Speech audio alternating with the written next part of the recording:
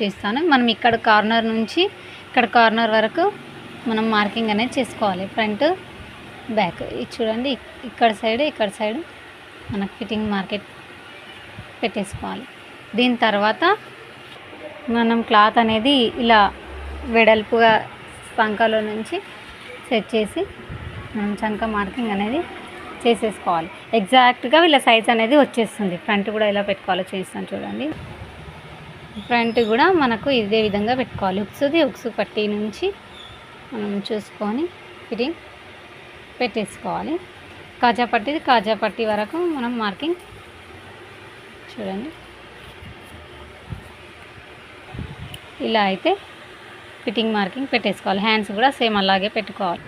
చూడండి, ఎప్పుడైనా సరే మనం ఇక్కడ నుంచి స్టిచ్చింగ్ అనేది చేయాలి. చూడండి, ఇలా మనకు స్ట్రైట్ అనేది స్టిచ్చింగ్ వేసేసుకోవాలి. చూడండి.